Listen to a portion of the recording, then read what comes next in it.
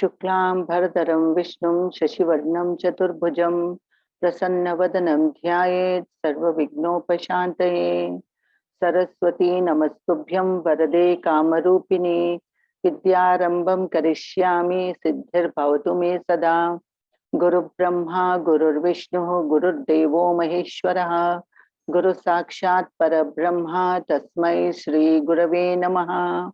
अज्ञानतिमिरान्धस्य ज्ञानाञ्जनशलाकया चक्षुरुन्मीलितं येन तस्मै श्री गुरवे नमः।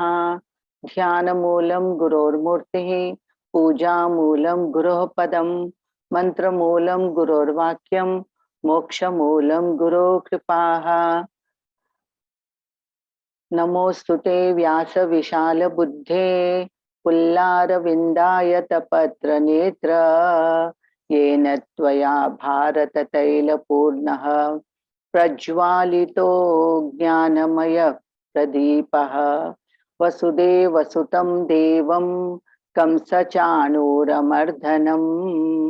देवकी परमानन्दं कृष्णं वन्दे जगद्गुरुम्।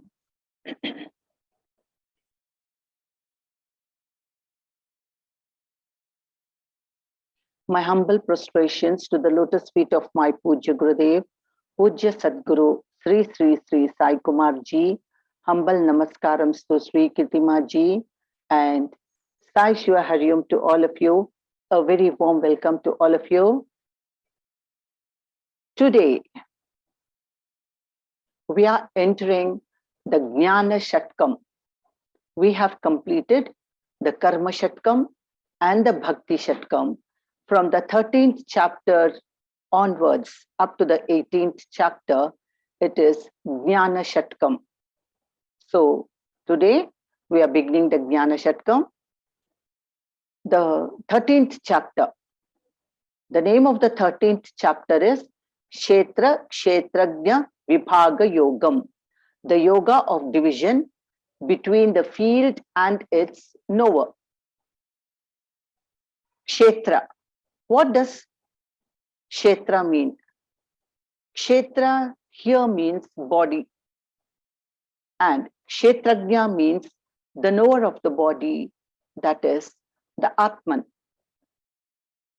The literal meaning of kshetra is field. What do you do with the field? You grow crops. The field is necessary to grow crops. Why do you have to grow crops? For our survival, for our sustenance in the world. Different types of crops. You grow paddy, you grow jowar, you grow ragi, you grow corn. So many types of millets are there, rice, wheat, everything you grow. And that's how we sustain on these crops. So field is necessary for growing crops. Likewise, this physical body is necessary for the growth of the seed of knowledge in the heart of man. Hence, it is with the body that we do all spiritual sadhana, penance, and meditation. It is for this reason the body is said to be the field for the growth of the seed of dharma and jnana, righteousness and knowledge. Hence, it is called kshetra. That is why this body is called the kshetra. Therefore, kshetra does not simply mean the physical body. Now you're saying the physical body is called kshetra. So it implies to the panchabhutas also, the 5 elemental forces, because the body is composed of the 5 elements. It is made up of the 5 elements. So the kshetra includes the 5 elemental forces, the ego, the mind, the intellect, the external organs, the internal organs, intelligence, fortitude, and all other good qualities that come within the concept of kshetra. There are so many modifications in the mind.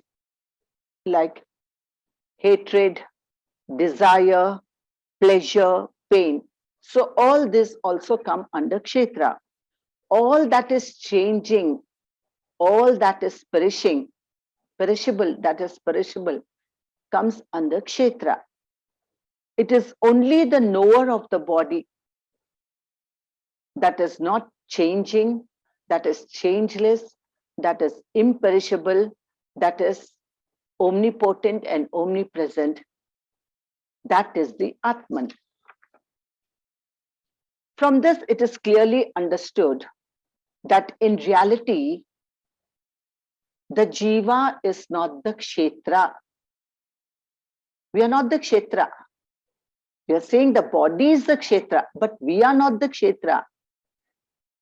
The jiva is only a fabricated entity and has no real existence at all apart from the Supreme God.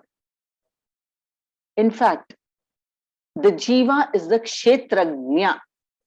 Unfortunately, by ignorance, he has identified himself with the body and therefore suffers endless misery. In this discourse, the distinction between kshetra and kshetrajna is clearly given. The distinction is there between kshetra and kshetrajna.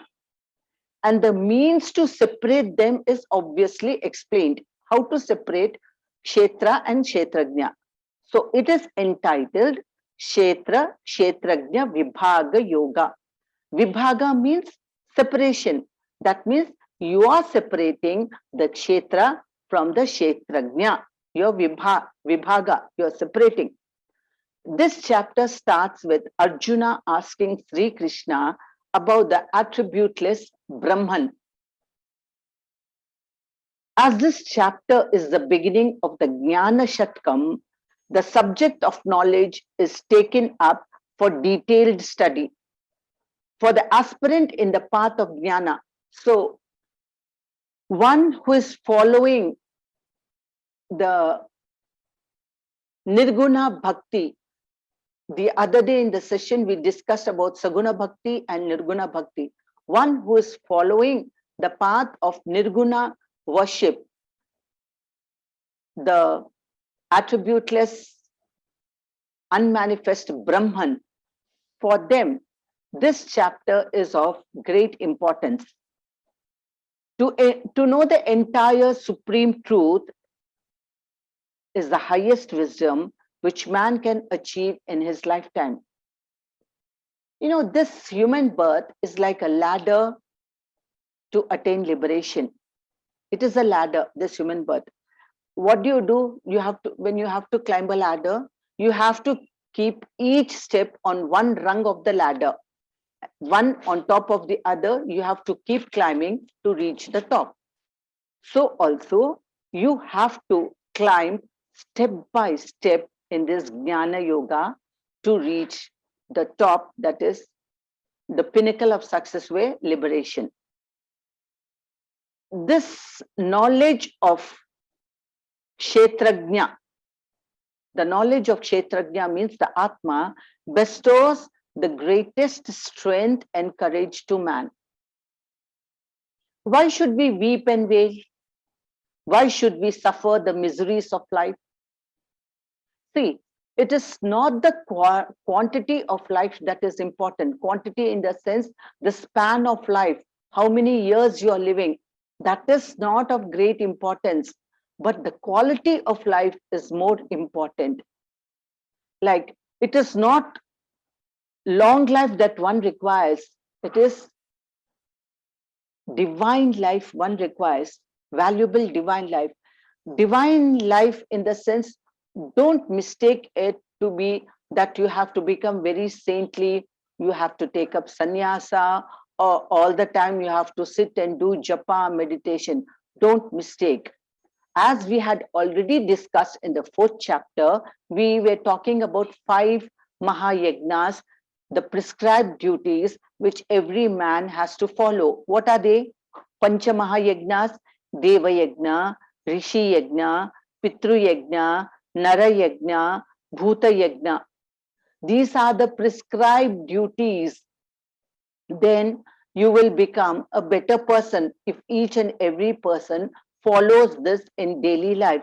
So to make your life valuable and divine, you have to follow these 5 Pancha Mahayagnas, and along with it, you have to see to your flaws, you have to rectify your flaws, and you have to develop all good qualities, render noble deeds, charitable deeds.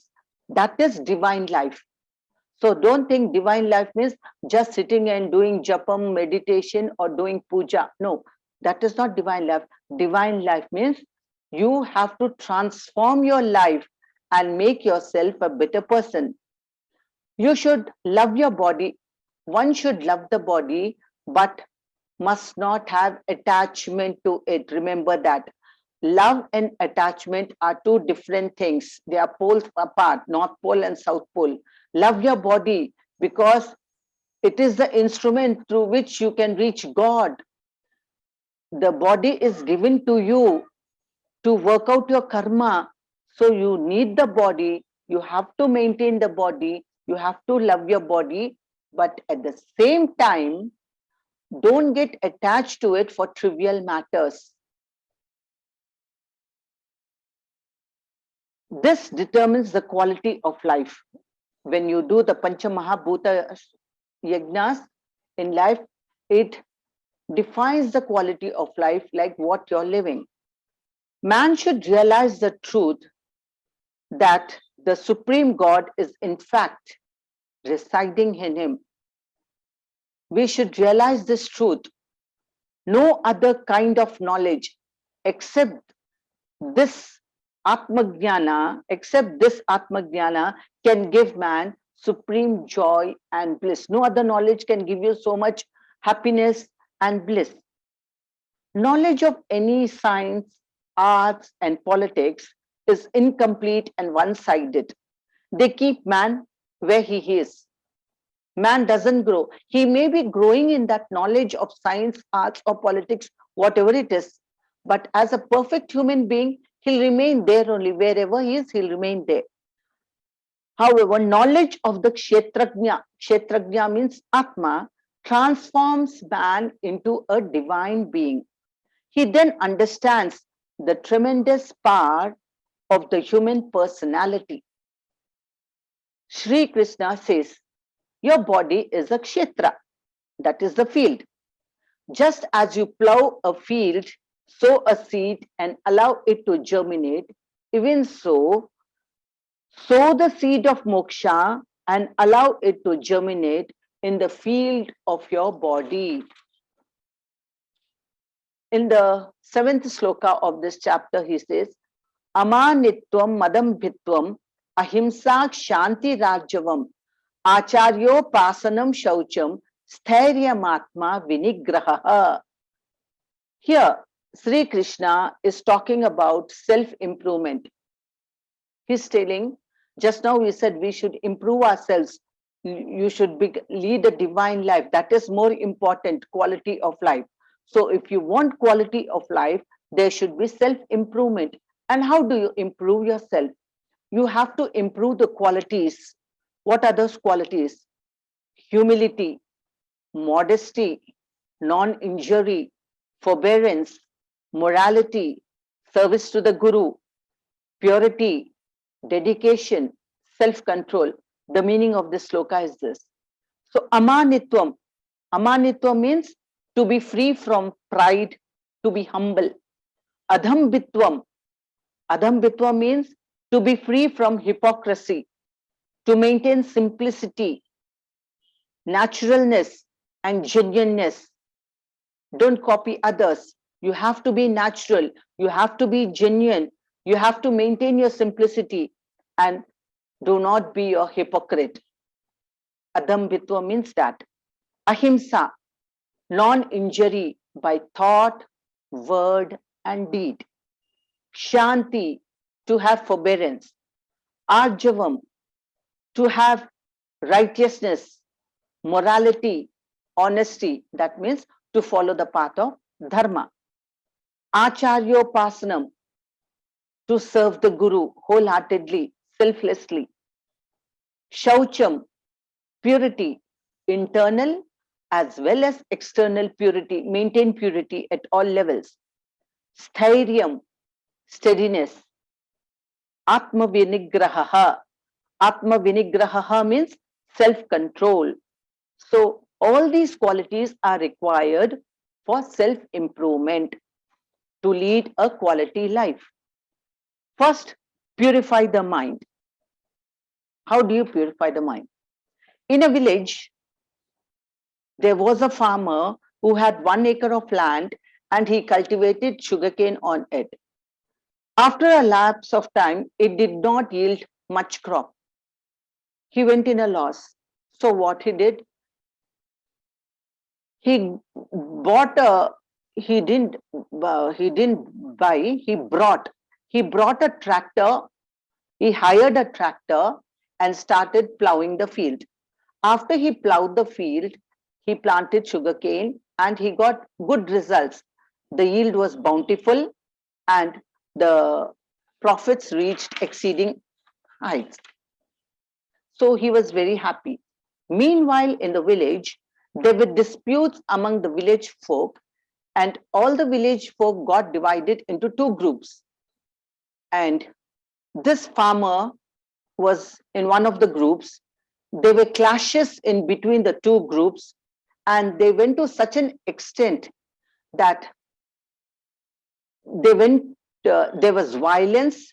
They were beating each other, hitting each other. There was bloodshed, and the police personnel come and arrest the culprits. And among the culprits, this farmer was also there. All the culprits were kept in prison for 2 years. The farmer's wife was very worried and sorrowful. She didn't know anything about farming, no idea about farming at all. She used to stay at home. Only the husband used to go work on the fields and he used to earn and get the money. She didn't know anything, no experience at all. So she didn't have an iota of idea as to how to do farming, how to plow the field, how to harvest the crop. So she, after much thinking, she writes a letter to her husband in jail. She says, please tell me, what should I do? I don't have any idea about farming, how to plow the field, how to grow the crop and all that. So no clue. Give me some clue. What should I do? How should I maintain the family? There is no money in the house. So the farmer replied. He writes another letter, reply letter. Don't worry. Just get the field plowed. That's all. At any cost, you get the field plowed. Don't tell anybody. It's a big secret. In the northeast corner, I have hidden a big golden vessel underneath the ground. So you dig the earth, you remove that golden vessel, go to the market, sell that vessel, you'll get a handsome price for it, and you can maintain the family with that money. No doubt about it. You'll get plenty of money. So it was a rule that any letter written by the prisoner should go to the scrutiny of the superintendent of the jail. The superintendent has to scrutinize the letters. So this letter goes into the superintendent's hand. The superintendent checks the letter and he's surprised to read that there's a golden ball hidden in underground. So he thinks, how can this farmer have such a big golden ball? Let me check. So he catches hold of some other farmers and gets the field plowed. He doesn't send the letter to his wife. He gets the letter plowed. The superintendent was under the impression that if he gets that, he will keep it to himself. He was also a rogue, see. He'll keep it to himself and make money. So in the northeast corner, they dig. They don't find any bowl there. Then again, in the other 4 corners, So he gets the whole area dug, the 1 acre land, because he was so greedy. Some way he has a hope. Some way it is there, because he has written to his wife, I must get hold of that golden bowl. But no way do they find. Disappointed, the police personnel go back. When the wife visits the jail to see her husband tells, see, without spending a rupee, I got the land plowed at free of cost. See, a whole 1 acre of land got plowed without spending a rupee at free of cost. Now he instructed his wife, now you plant the sugarcane trees. He very cleverly got the work done just sitting in jail. Actually, there was no golden ball, nothing. He just played a trick. He knew that the letters will be scrutinized by the superintendent of the jail. So he knew the superintendent would undertake some action and get the land plowed. So this is how, sitting in the jail, he got the land plowed. So what is the meaning of this story? This story depicts that the more you plow, the higher and better will be the results. Because they plow the land, the field for 1 feet depth, 1 foot deep, they plow the land. So the more you plow, the higher and better will be the results. So in the Bhagavad Gita, it is said, 𝘰𝘩𝘪𝘴. What is 𝘰𝘩𝘪𝘴? 𝘰𝘩𝘪𝘴, the heart is the kshetra. Just as you plow the field, even so, plow the heart, and the Lord will sow the seed of knowledge. The meaning of the story, plow the heart, and the Lord will sow the seed of knowledge. 𝘠𝘁𝑉𝑒𝑑 𝘠𝘁𝑒𝑣𝑎 they say. 𝘠𝘁𝑉𝑒𝑑 𝘠𝘁𝑒𝑣𝑎. One who realizes the Paramatma will himself be transformed into Paramatma. What you think, that you become. For example, the wasp, you know the wasp, it builds a small house from mud with a small tiny hole. The wasp builds a house for itself with a tiny hole, and in that tiny hole, it keeps a small worm in it. And that worm is not able to come out. And this wasp, it goes on pricking that worm. From time to time, it goes on pricking that worm. And when it's pricking, it is so painful. It is horrible. And out, that worm is helpless. It has to bear the tortures of the wasp. So all the time, it keeps thinking of the wasp, the terrible form of the wasp. Now it will come and prick me. It just imagines the terrible form of the wasp, and it keeps on thinking the wasp will come and prick me. So thus, by single pointed contemplation over the form and nature of the wasp, single pointed concentration it has on the wasp will come and sting me. The wasp will come and sting me. This is the only thought it has, and it imagines its form. With that one single pointed contemplation over the form and nature of the wasp, the worm grows itself with wings. Gradually, the worm grows wings and totally metamorphoses to become a wasp itself. And as the days pass by, this worm transforms into the wasp itself. See, the knower of Brahman becomes Brahman. That means, as the proverb goes, what you think, you become that. So the worm was always thinking of the wasp, and in turn, it became the wasp. What you think, you become that. So 𝘠𝘁𝑉𝑒𝑑 𝘠𝘁𝑒. To remember the real nature of the self, which you have forgotten, what you need to do is get rid of the ignorance. To remember the real nature of yourself, you need to get rid of your ignorance, your ajnana. What is ajnana? A plus jnana. Jnana. Remove that a. What is left? The remaining is jnana. Just remove that a. Ajnana. If you remove a, there is jnana. So get rid of that ignorance. And what is that ignorance you have to remove?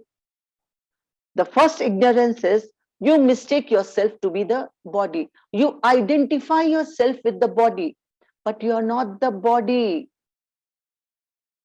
Pride and what is connected with the body and mind? Pride and arrogance, selfishness, jealousy, ill will, hatred, a host of negative passions. All the vicious tendencies which you carry from birth to birth, desires, hopes, and fears, they plague the mind. All these constitute ignorance. Who am I?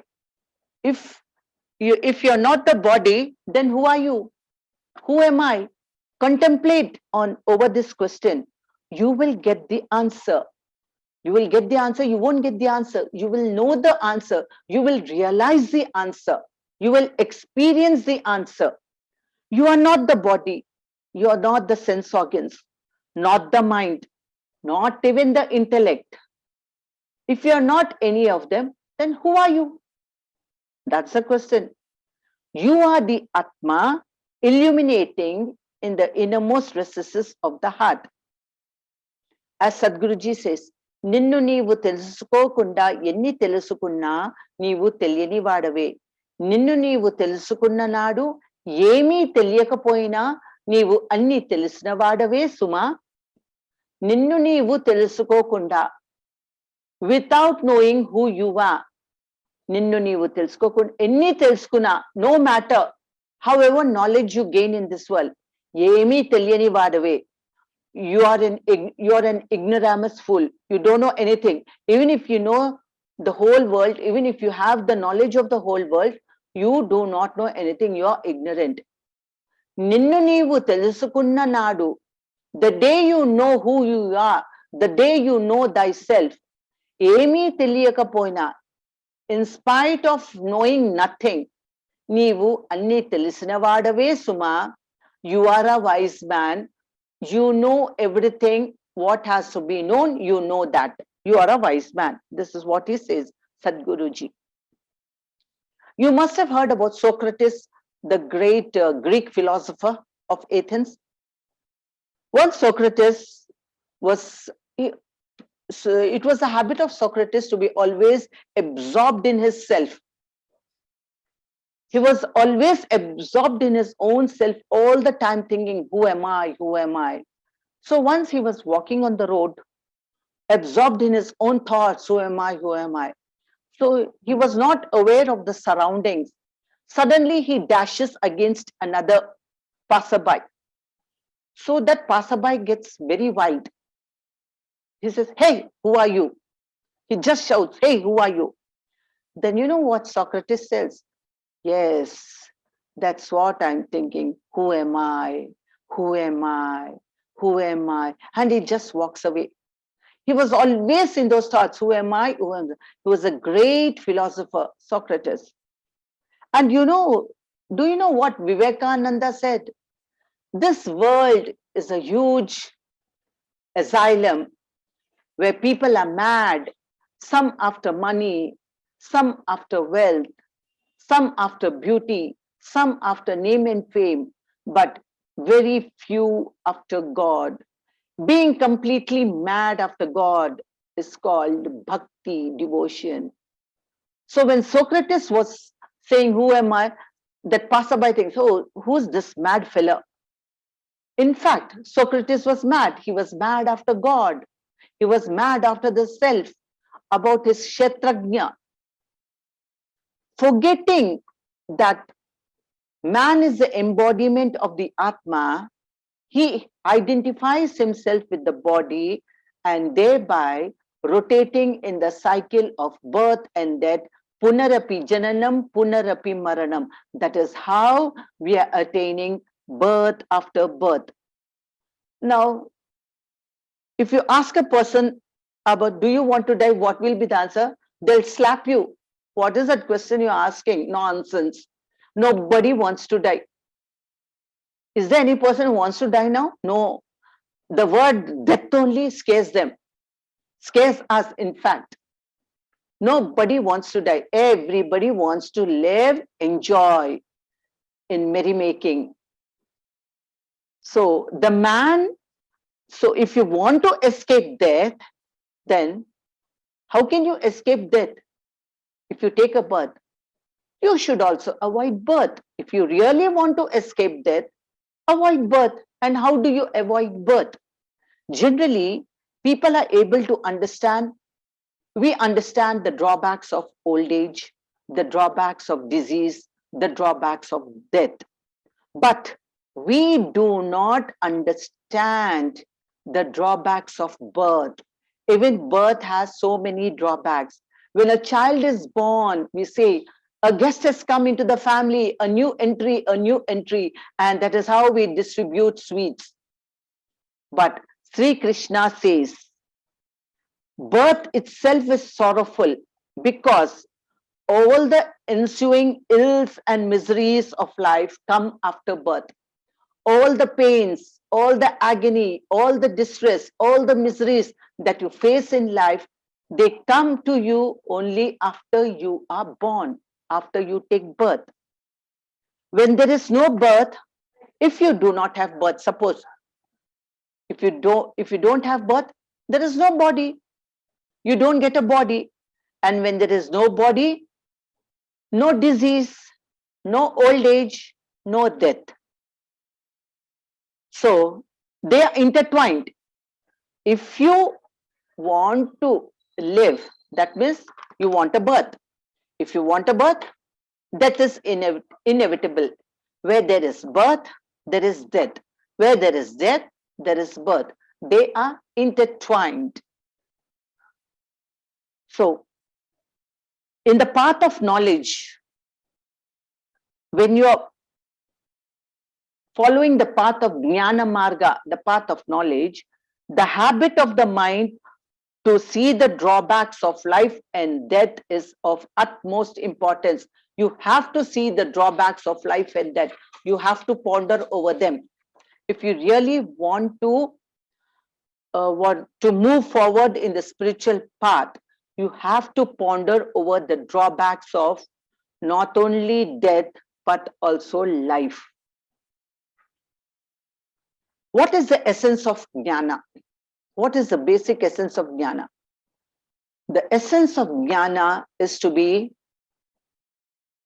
equipoised, equanimity of mind under all circumstances. In the second chapter, we had discussed Sthita prajnasya ka bhasha samadhistasya keshava sthitadiv kim prabhasheta kimasita vrajeta kim. What are the qualities of a sthita prajna? Balanced in both happiness and sorrow. So, the essence of jnana is to be balanced in both happiness and sorrow, and good fortune and ill fate. When a wise man knows that he is not the kshetra, but he is the kshetrajna, he will be equipoised. He'll have equanimity of mind under all circumstances.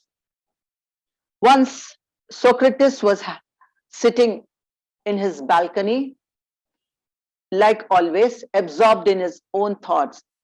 His wife was a loud-mouthed woman. She was a quarrelsome woman, very loud-mouthed. She used to keep shouting and shouting. They were both opposite. He was very calm, serene, and she was the opposite. So she prepares lunch. It is afternoon time. After preparing lunch, she calls out to her husband, that is Socrates, and says, lunch is ready. Please come and have your lunch. He doesn't answer. Second time she calls out. No response. Third time, no response. Fourth time, no response. Fifth time, she gets very angry. First of all, she is a quarrelsome woman. She gets so irritated, she gets a bucket of water and pours on him, because his above the body consciousness. He's not in this world. That's why he was not able to hear. She pours water on him. You know what Socrates says? Every day it used to thunder. Today it is raining, he says. Every day it used to thunder. Today it's raining. He was that calm. He didn't say a word. He just smiled at her, came and had his lunch. That was Socrates, the great Greek philosopher. A jnani possesses 20 good qualities. What are they? There's sthita prajna. Just now you said a sthita prajna. They are absence of self-glorification. He never boasts about himself. No self-glorification. No pretense. He doesn't pretend. Non-injury. He doesn't injure anybody by thought, word, or deed. Fortitude. He has fortitude. He has morality. He serves the Guru wholeheartedly. Firmness of mind. He has purity. By thought, word, and deed, there is purity. He has self-control, dispassion towards sense objects, no egoism, remembrance of the evils and sorrows of life and death, old age and pain, non-attachment. He's not attached. He's balanced in both desirable and undesirable situations. Unswerving devotion to the God, resorting to, he loves to be in seclusion. And there is always a thirst to delve deep into the Atman. Always a thirst. So these are the qualities of a jnani, of a wise man. The Purusha Suktam says, Sahasra Shirsha Purushaha Sahasrakshaha Sahasrapat. What is the meaning? The Purusha, the universal being, has 1,000 heads, 1,000 eyes, and 1,000 feet. Here, 1,000 signifies, don't limit it to 1,000 number. Here it signifies countless, which means the omnipresence of the universal being. He is all pervading. He envelops the whole world from all sides. So he extends beyond in the 10 directions. 1,000 is, Sahasra means 1,000, but he is countless. All that man does is witnessed directly by Paramatma. Whatever we do is witnessed by Paramatma. And so it is man's duty to follow dharma and achieve it in his life. Every thought generated in the mind is known by the Paramatma. Consequently, whatever man thinks should be pure and good. Every action is witnessed by Paramatma, so we have to follow the dharmic path. Every thought is known by Paramatma, so you have to think all good, do good, be good, feel good. That's the thing. Without good character, it is impossible to reach God. Where is God? How to reach God? What is the way? These are the questions people ask. Once there was a pious and benevolent king who ruled his kingdom with the help of his most dutiful chief minister, Satyavrata. Most faithful chief minister, Satyavrata. He was a very intelligent, religious, dutiful, and highly intelligent statesman. Even though the people respected the king, they had great reverence and adored the chief minister, Satyavrata. In course of time, the old king died, and in his place, the young prince was duly solemnized as the new king.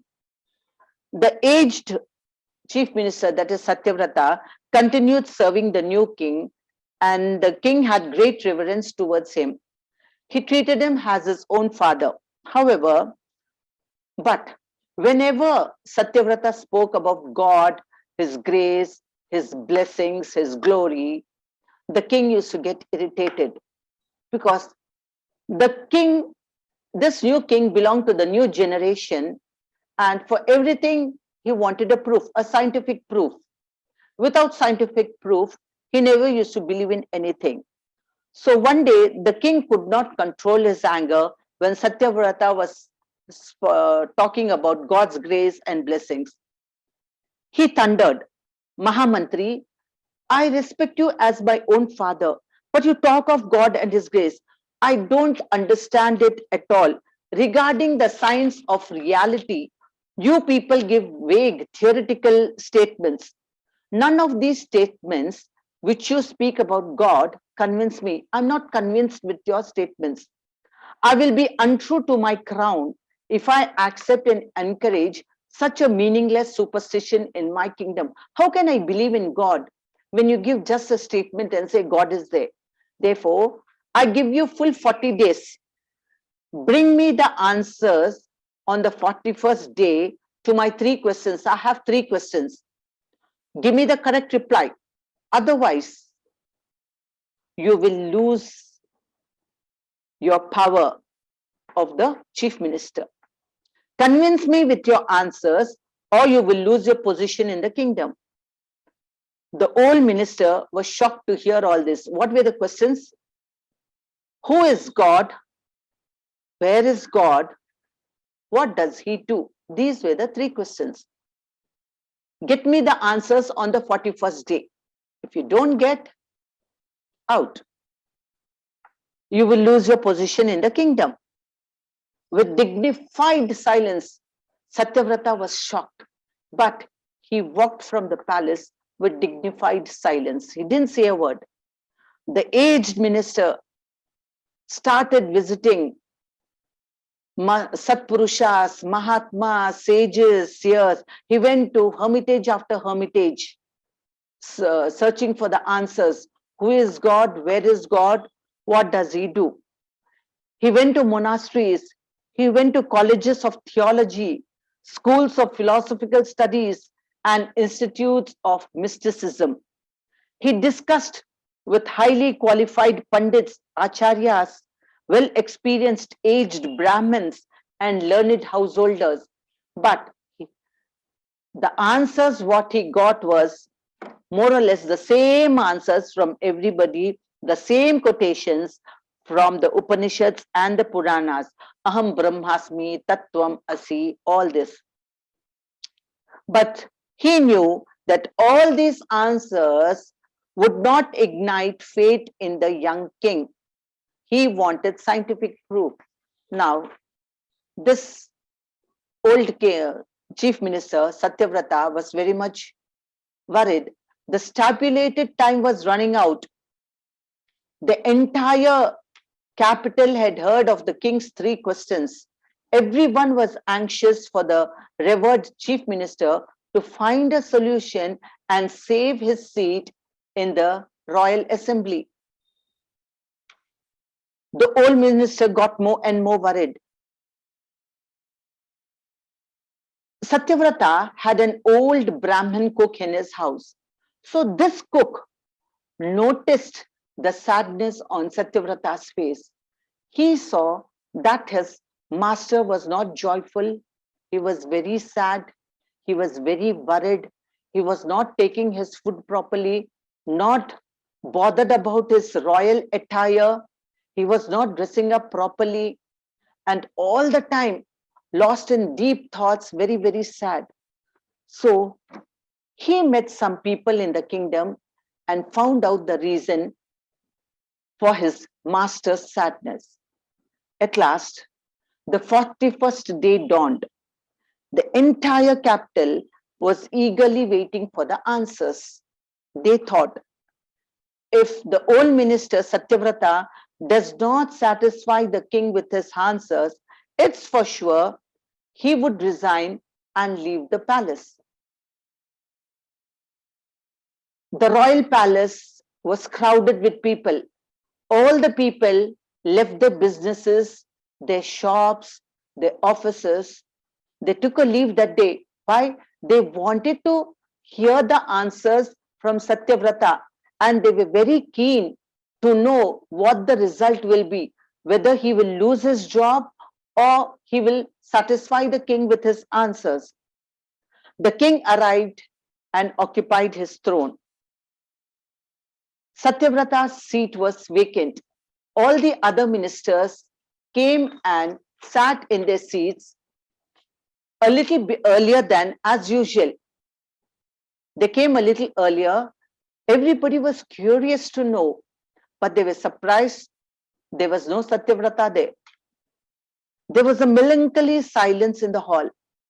Suddenly, an old Pandit entered the hall. Approaching the king, the Pandit said, "Long live the king, Your Majesty. I'm here on behalf of the Chief Minister Satyavrata. He has sent me to answer your 3 questions." The king was very impatient to hear the answers. So he eagerly asked, "Yes, yes, I'm very much eager to know. Who is God?" he said. The old Pandit smiled and said, "Your Majesty, I am a loyal subject and you are my king. You can command me, but I cannot teach you the science of reality, the spiritual wisdom, unless you accept the position of a disciple. To teach the science of reality, you should accept the position of a disciple. A guru can initiate only to his disciple." The king was very honest. He got up from his throne and with folded palms said, "Please accept me as your disciple and teach me." The moment the king moved away from his seat, from the throne, without the least hesitation, this Pandit walked straight to the throne and sat on the throne. Then he commanded the young king to sit before him, in front of him. Now the Pandit said, "What is your first question?" "Who is God?" The first question, he said, "Who is God?" The Pandit ordered the soldiers to get the black milking cow from the royal cow shed. The cow was brought and the Pandit asked one of the servants to milk the cow. The milk was put in a golden bowl. Then he asked the king, "Do you see the milk in the bowl?" "Yes." "What is the color of the milk?" "White." "What is the color of the cow?" "Black." "What does the cow eat?" "Grass." "What is the color of the grass?" "Green." "Who converts the green grass in a black cow into white milk? Can anyone do this?" Asked the minister. "Have you any minister in charge who can take up this program?" Then he said, the Pandit said, "The power that converts green grass into white milk in a black cow is none other than God.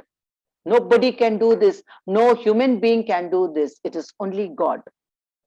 The king was satisfied. Now he put the second question. "What is your next question?" "Where is God?"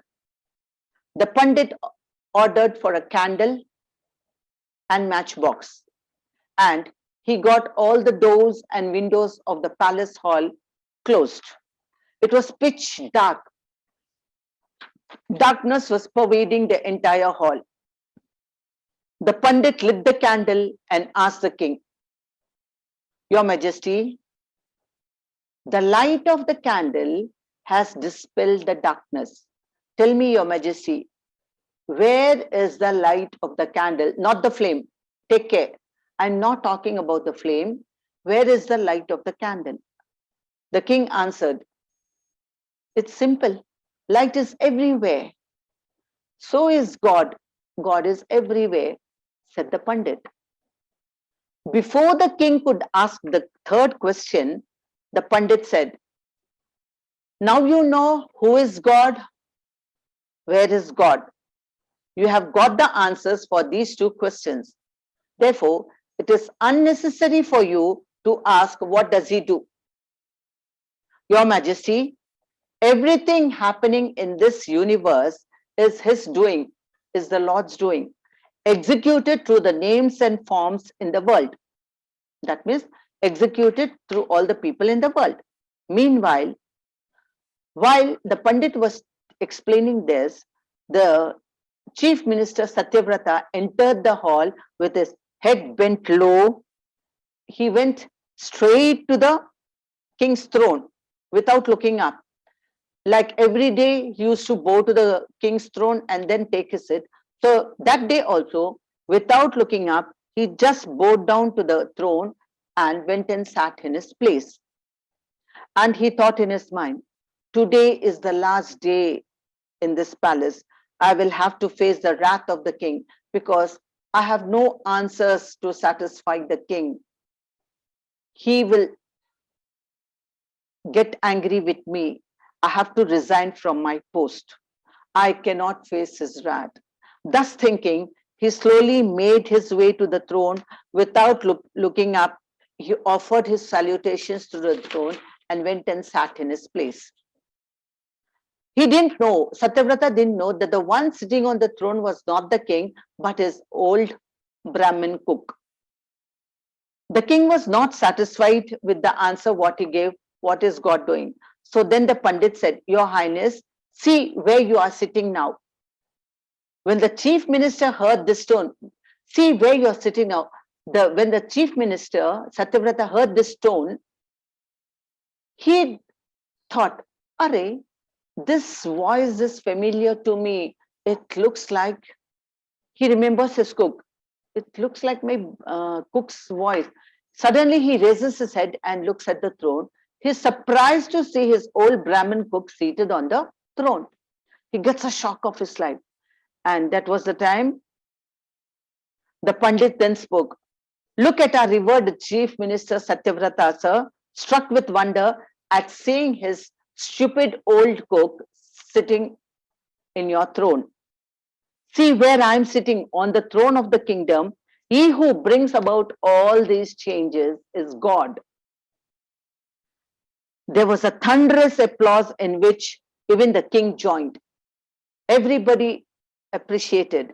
The king touched the faithful revered chief minister's feet and taking out a heavy gold chain from his neck, he put it around the chief minister 𝘖𝑚's neck. Then he bowed down to his feet and put the chain around his neck.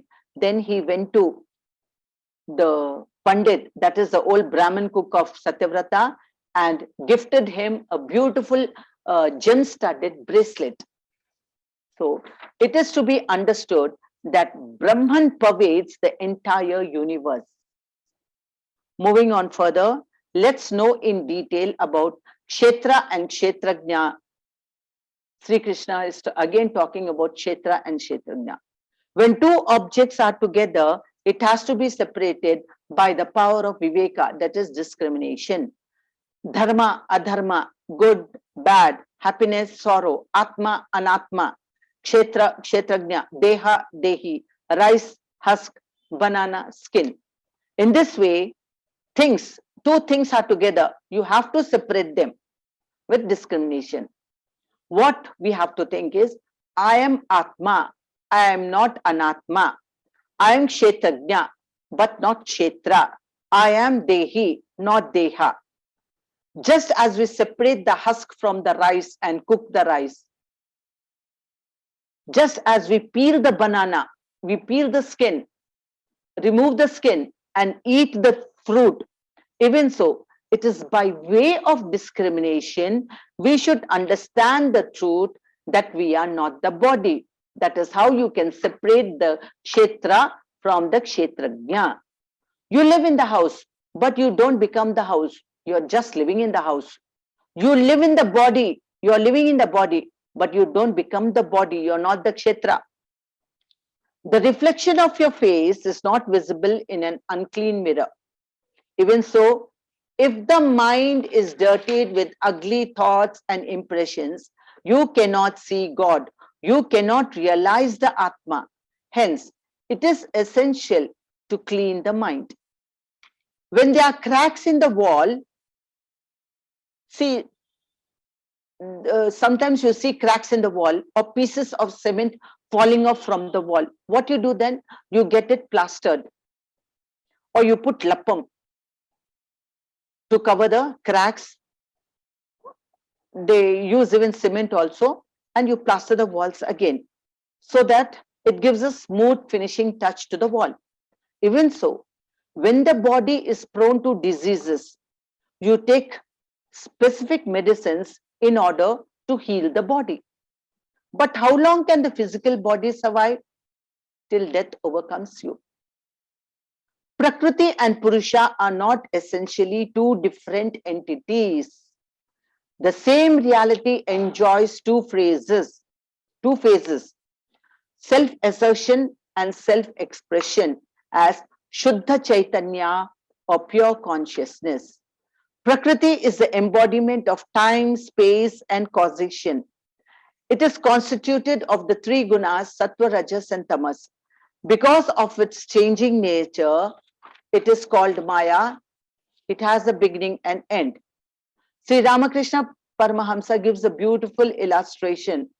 As the ocean is sometimes calm and serene, and at other times it is boisterous, furious, even so, Brahman is both actionless as well as active. When free from action, he is termed Brahman, and when active, Maya. Purusha seated in Prakriti experiences the gunas born of Prakriti. Attachment to the gunas is the cause of man's birth in good and evil wombs. It is with the attachment to whichever guna you are attached to, according to that, you take birth either in a good family, in a good womb, or in a very bad family, in a bad womb. The universe has come into being as a result. How did the universe come into being? The union of Prakriti and Purusha. And do you know how it functions? The head of the family is seated somewhere in a corner, and the wife goes about the house doing all the household chores, all the errands. She's running about doing all the work. And now and then she comes and informs her husband of what all is going on in the house. She informs him and takes his counsel also as what to be done next. The man, the head of the family, listens to her, gives suggestions as to what to do, what not to do. In this way, Purusha and Prakriti function. From time immemorial, man is bound and deluded by Prakriti, Maya. But now he has awakened himself. How did he awaken himself? He has realized, either by reading the scriptures, by reading the Bhagavad Gita, by reading the Upanishads, Puranas, or staying in the proximity of the Guru, he has awakened and realized the fact that he is bound and he should free himself from bondage. And to free himself from bondage, he has to remove the blinding veil of avidya, ignorance. He has to remove the blinding veil of ignorance and attain moksha. Moksha is not an object that you get it in the sky or underneath the earth or in the world. It is not an object. It is not got from the sky nor from the underworld. It is pure knowledge. Moksha is what? Pure knowledge that you are not the body, you are the Atman. Once you realize that Atman state, that is moksha. If this knowledge is gained by discrimination between Kshetra and Kshetrajna, man attains freedom and perfection.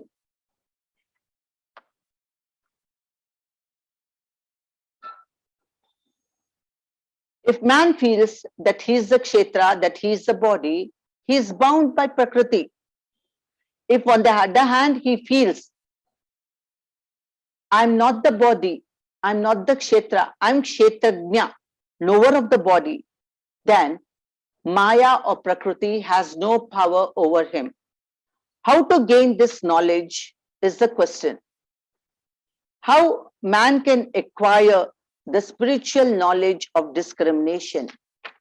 Sri Krishna says, Sri Krishna has made it clear that those who worship him with absolute faith, ardent devotion, who render noble deeds, who render charity, who tread the path of dharma, and who get rid of all their weaknesses, of all their flaws, and such people obtain a discriminatory power, the power of discrimination to reject Maya. They will not be lured by Maya. They will reject Maya and find their identity with the Paramatma. So now we'll end this chapter with Pujya Sadguruji saying, you know what Sadguruji says? Now we are talking about 𝘴𝘪𝘃 Vibhaga Yoga. Look within yourself. Find out your own flaws and weaknesses. Look within yourself. Find out your own flaws and weaknesses. Strive, persevere, and cultivate all virtues. You can achieve anything in this world through right endeavor. This is Pujya Sadguruji saying, so let us all strive and persevere to reach our goal as perfect human beings. Now, we'll repeat the slokas. As we have finished the dhyana slokas, the 12, we have completed the 12 dhyana slokas. So today we'll directly move on to the 13th chapter sloka from the Bhagavad Gita. Okay, let's start. 𝘰𝑚𝑎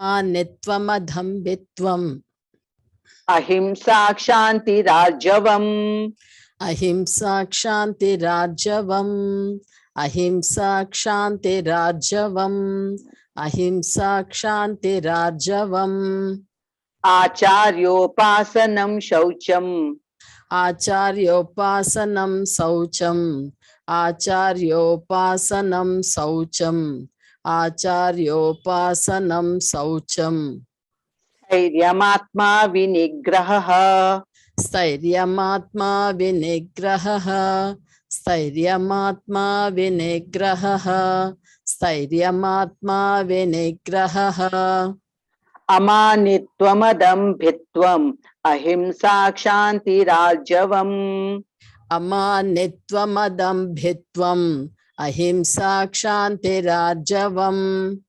आचार्योपासनं शौचम् स्थैर्यमात्मा विनिग्रहः आचार्योपासनं शौचम् स्थैर्यमात्मा विनिग्रहः अमानित्वमदम्भित्वम् अहिंसा क्षान्तिरार्जवम् आचार्योपासनं शौचम् स्थैर्यमात्मा विनिग्रहः. Now we'll repeat from the dhyana slokas. Om Parthaya. Start. Om Parthaya Pratibodhitam Bhagavata Narayanena Swayam Vyasena Graditam Purana Muninam Madhye Mahabharatam Advaitaamrutavarshiniim Bhagavatim Ashtadasadhyayinim Ambatvam Anusandadhami Bhagavad Gita Bhavadveshinim Namostute Vyasa Visala Buddhe Pullarabindayatapatra netra Ena tvaya bharata taila purnaha Prajwalito jnanamaya pradipaha Prapanna parijataya Totra vetraika panaye Jnana mudraya Krishnaya गीतामृतदुहे नमः। सर्वोपनिषदो गावो दुग्धा गोपालनन्दनः। पार्थो वत्सः सुधीर्भोक्ता दुग्धं गीतामृतं महते। वसुदेवसुतं देवं कंसचाणूरमर्दनं देवकी परमानन्दं कृष्णं वन्दे जगद्गुरुं। भीष्मद्रोणतटा जयद्रथजला गान्धारनीलोत्पला शल्यग्राहवती कृपेण वहने कर्णेन वेलाकुला। अश्वत्थामविकर्णघोरमकरा दुर्योधनावर्तिने सोतेन खलु पाण्डवैः रणनदी कैवर्तकः केशवः। पाराशर्यवचः सरोजममलं गीतार्धगन्धोत्कटं नानाख्यानककेसरं हरिकथा सम्बोधना बोधितं। लोके सज्जन षट्पदैर अरहः पेपीयमानं मुदा भूयात् भारत पंकजं कलिमल प्रध्वंसिनः श्रेयसे। मूकं करोति वाचालं पंगुं लंघयते गिरिं यत्कृपातमहं वन्दे परमानन्दमाधवम्। यं ब्रह्मा वरुणेन्द्ररुद्रमरुतः स्तुन्वन्ति दिव्यैस्तवैः वेदैः साङ्गपदक्रमोपनिषदैः गायन्ति यं सामगाः। ध्यानावस्थिततद्गतेन मनसा पश्यन्ति यं योगिनः यस्यान्तं न विदुः सुरासुरगणाः। देवाय तस्मै नमः। ॐ श्री परमात्मने नमः। अतः श्रीमद्भगवद्गीता धृतराष्ट्र उवाच धर्मक्षेत्रे कुरुक्षेत्रे समवेतायुयुत्सवः मामकः पाण्डवाश्चैव किमकुर्वत सञ्जय। अर्जुन उवाच न काङ्क्षे विजयं कृष्ण न च राज्यं सुखानि च किं नो राज्येन गोविन्द किं भोगैर्जीवितेन वा। श्रीभगवानुवाच जातस्य हि ध्रुवो मृत्युः ध्रुवं जन्म मृतस्य च तस्मादपरिहार्येऽर्थे न त्वं शोचितुमर्हसि। नियतं कुरु कर्म त्वं कर्म ज्यायुष्य कर्मणः शरीरयात्रापि च ते न प्रसिद्ध्येद कर्मणः। परित्राणाय साधूनां विनाशाय च दुष्कृतां धर्म संस्थापनार्थाय संभवामि युगे युगे। संन्यासः कर्मयोगश्च निःश्रेयसकरावुभौ तयोस्तु कर्म संन्यासात् कर्मयोगो विशिष्यते असंशयं महाबाहो मनोदुर्निग्रहं चलम् अभ्यासेन तु कौन्तेय वैराग्येण च गृह्यते दैवी ह्येषा गुणमयी मम माया दुरत्यया मामेव ये प्रपद्यन्ते मायामेतां तरन्ति ते अन्तकाले च मामेव स्मरन् मुक्त्वा कळेबरं यः प्रयाति समद्भावं याति नास्त्यत्र संशयः अपि चेत् सुदुराचारो भजते मामनन्यभाक् साधुरेव समन्तव्यः सम्यग् व्यवसितो हि सः अहमात्मा गुडाकेश सर्वभूताशयस्थितः अहमादिश्च मध्यं च भूतानामन्त एव च मत्कर्मो कृन्मत्परमः मद्भक्तः सङ्गवर्जितः निर्वैरः सर्वभूतेषु यः स मामेति पाण्डव यो न हृष्यति न द्वेष्टि न शोचति न काङ्क्षति शुभाशुभपरित्यागी भक्तिमान् यः स मे प्रियः अमानित्वमदम्भित्वम् अहिंसा क्षान्तिरार्जवम् आचार्योपासनं शौचं स्थैर्यमात्मा विनिग्रहः. Okay, we finished reciting the slokas. Now we'll end the session.